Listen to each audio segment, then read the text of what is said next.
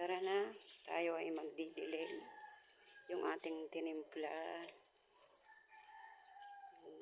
Tinimpla natin. Didilig na natin. Ayan. Nahalo ko na yung kanina. So, okay na yan.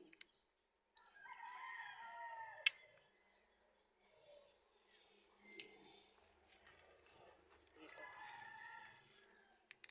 Ayan, yan. Pwede itong idilig dito. Pero may natira pa pala ako doon. Kukunin.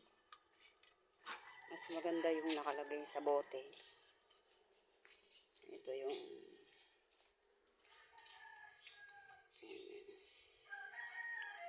ni-refill ko na lang to. Gawa ko to nung nakaraan.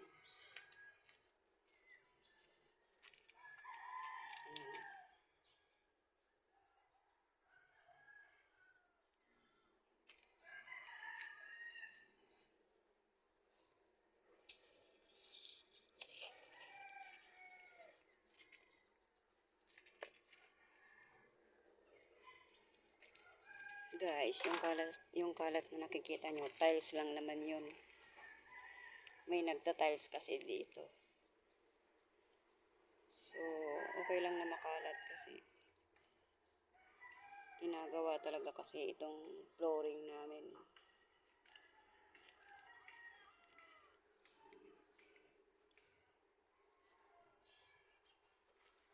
Malapit na kasing maubusan ng tubig itong halaman ko. Kaya ako yung nagdidilig. Yan punlayan. Ito.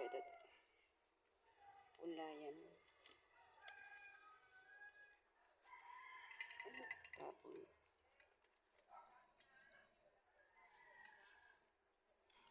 Kunti-kunti lang lagay ko.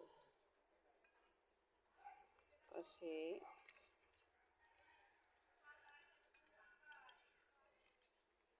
ayoko namang nalulunod yung halaman ko.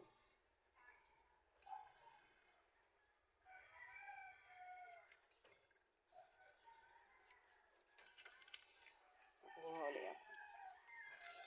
Ito. Pwede namang ilubog na siguro yung kamay ko dito. No?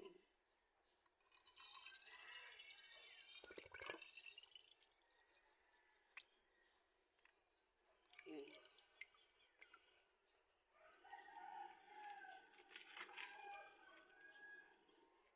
Ito.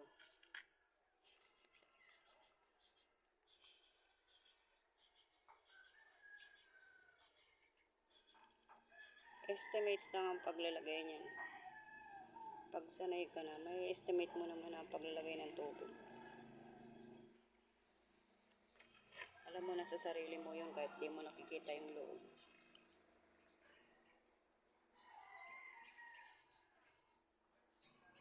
Ayan, ito.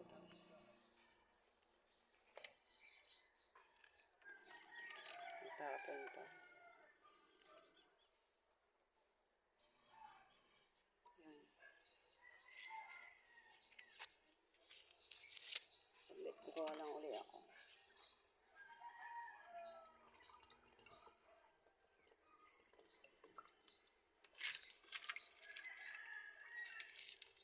Nilalayo ko na yung camera kasi baka malaglag sa tubig. Sayang naman.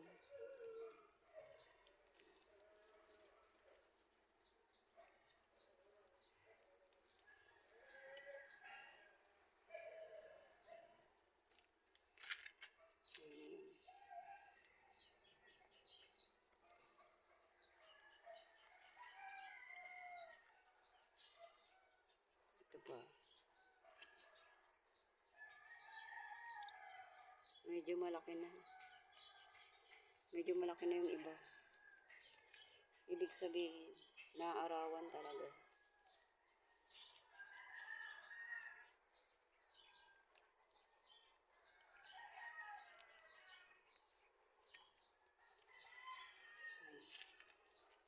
Ito parang nagkasakit kasi hindi ko nalagyan to ng nutrients agad. Parang may sakit na.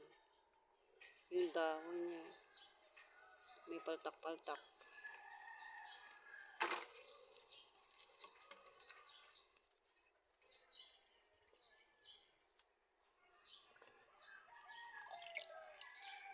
Tingnan nyo nga pala yung greenhouse ko. Ganito lang kasimple.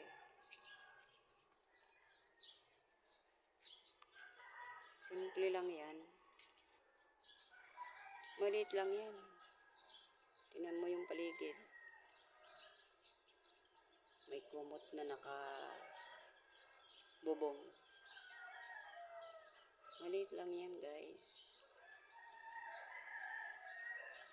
Parang kasing laki lang ng tangking yun, oh. Itong greenhouse na to. Sa pagtatanim sa hydroponics, di mo kailangan ng mahal na materyales. Kasi kung magsisimula ka pa lang, uubos ka ng pera. Hindi mo pa alam, sayang yung pera mo. Tulad nito. Ayan. Natuyo. Tutuloy pa kaya to? Itong aking pechay. Malagyan nga rin. Kawawa naman. Ayan po. Ito. Minsan, tinatanggal ko to. Kasi napakaliit ng butas. Hindi na ako bibili ng ganito ang liit. Ang liit ng lagayan. Tapos, saka ko didiligan.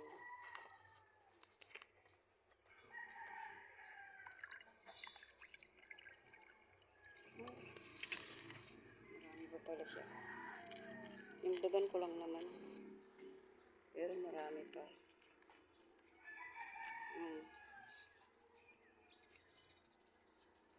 Ayun. Sili din yun. Lalagyan ko rin.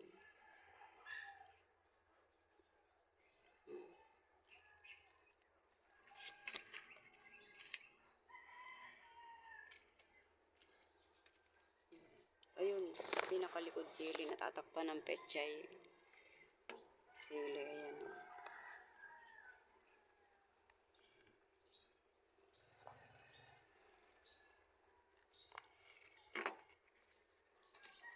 Ito sili din to. Katabi ng pechay.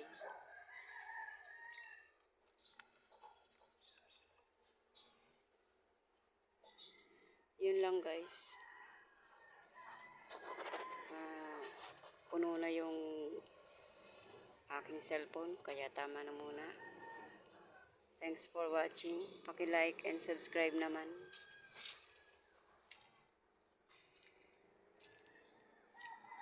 Like mo lang, guys.